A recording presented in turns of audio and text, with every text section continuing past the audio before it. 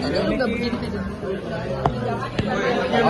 Siap ya, mulai ya. Iya. Iya. Kaniki, Kaniki mungkin hari ini persidangannya seperti apa setelah saksi ahli dan Kaniki juga diperiksa sebagai terdakwa. Iya, alhamdulillah udah selesai gitu. Jadi kalian juga bisa dengar yang sebenarnya kayak gimana. Rekaman juga akhirnya diputar, rekaman full. Dan aku juga baru dapat surat dari KPK kalau dipanggil untuk diambil keterangannya. Baru hari ini suratnya sampai ke rumah.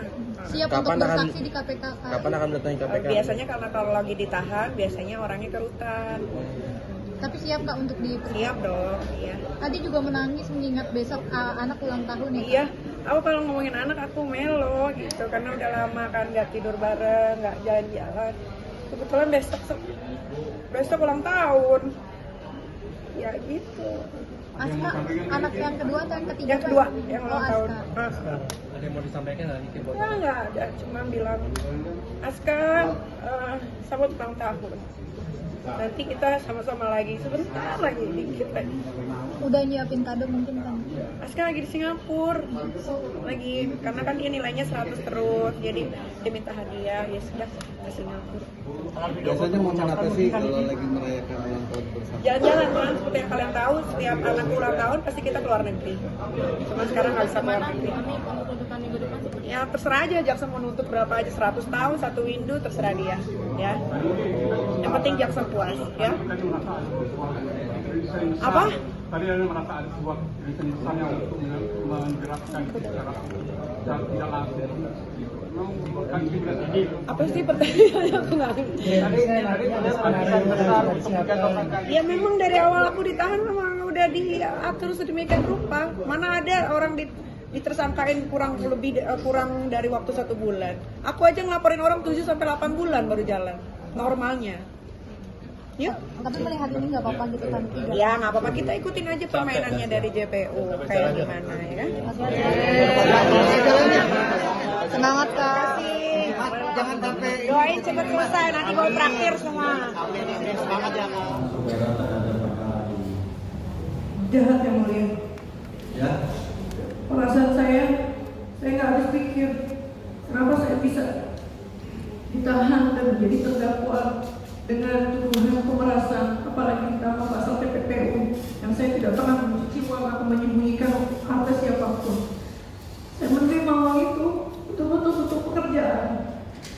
Dari dulu saya tidak pernah memeras orang. Kalau menurut saya melakukan hal seperti itu, kenapa hanya Reza Gladi yang melaporkan saya? Dari semua skincare yang saya posting yang berbahaya, bermacam merkuri dan hidrokin, tidak ada dipungut biaya untuk membayar saya. Kenapa saya terima 4 miliar itu? Tadi saya bilang karena punya kedekatan dengan Dr. Oki. Artinya saudara tetap merasa saudara benar gitu ya? Bukan saya merasa benar yang mulia, tapi memang saya benar. Saya tidak melakukan yang dituduhkan.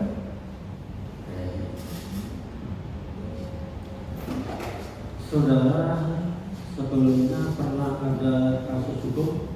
Pernah, tapi selalu kasusnya pertama itu KDRT sama suami. Pernah ada yang sampai dijatuhi pidana? Pidana itu di 2015 saja ya mulia. 2015. Tentang pasal apa? Berantem sama orang, saya gebukin muka orang, saya tonjok. Coba? Mukulin orang. Cuma itu aja? Itu saja. Tadi keluarga sudah ditanyakan oleh penasihat hukumnya tentang anak. Ada lagi yang saudara mau sampaikan yang mungkin tidak sempat kita tanya? Yang mau saya sampaikan, terima kasih waktunya yang mulia. Yang mau saya sampaikan, saya berpikir awalnya hukum di Indonesia itu betul-betul adil-adilnya. Saya pikir, dan saya baru pertama kali dihadapkan oleh para jaksa penuntut umum yang seperti ini, terlihat dari awal sampai akhir keberpihakan yang terlihat sekali. Saya juga baru dapat sidang yang sepertinya menurut saya sidangnya sudah diatur sedemikian rupa gitu.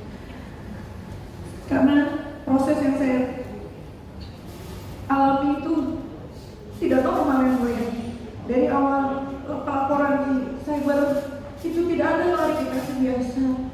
ada tidak ada lidik, tidak ada sidik. Tiba-tiba saya langsung datang, dijadikan saksi pertama. Seminggu kemudian saya dijadikan tersangka, lalu saya ditahan. Cepat sekali yang mulia. Gak sampai 1 bulan saya ditersangkakan dan ditahan. Dan banyak sekali yang saya tahu, tapi saya masih menjaga mulut saya yang mulia. Saya tahu tentang bagaimana prosesnya di Polda, saya tahu bagaimana DPU, tapi saya tidak mau bicara. Nanti saja. Cukup yang mulia. Terima kasih. Sebelum ditutup juga perlu majelis sampaikan bahwa majelis sejak awal sudah memberitahukan kepada semua pihak, terdakwa, penasihat hukum, penuntut umum maupun mass media, pengunjungnya, bahwa majelis dalam perkara ini tidak ada transaksional. Sejak awal sudah majelis minta, kalau memang ada yang menghubungi majelis silahkan dilaporkan. Jadi sekali lagi saya sampaikan, majelis tidak ada tendensi apapun, tidak ada transaksional. Sejak awal sudah kita ingatkan, manakala ada yang menjanjikan baik dari dalam intern sendiri maupun dari luar, silahkan dilaporkan sejak pertama kita sidang. Sampai sekarang pun kalau memang ada saudara tentang, silahkan dilaporkan, gitu ya. Jadi majelis tidak ada berkepentingan terhadap terdakwa, majelis tidak ada berkepentingan terhadap korban dan semuanya. Kepentingan majelis adalah menjalankan persidangan ini karena jabatan, karena tugas yang diberikan kepada pimpinan, ya. Dan kita akan menjalankan sebaik-baiknya. Khususnya juga tadi disampaikan kepada majelis oleh penasihat hukum tentang kesehatan terdakwa, majelis juga selalu sudah memenuhi. Dan tentunya kalau memang terdakwa sakit, ya secepatnya permohonan dilengkapi, jangan sampai hanya permohonan surat dokternya tidak, kan begitu ya. Majelis berharap terdakwa sehat sampai nanti diputuskan, kan begitu ya. Kalau memang sakit silakan, tapi harus ada surat dokter, begitu ya. Jadi oke, sudah selesai untuk pemeriksaan terdakwa.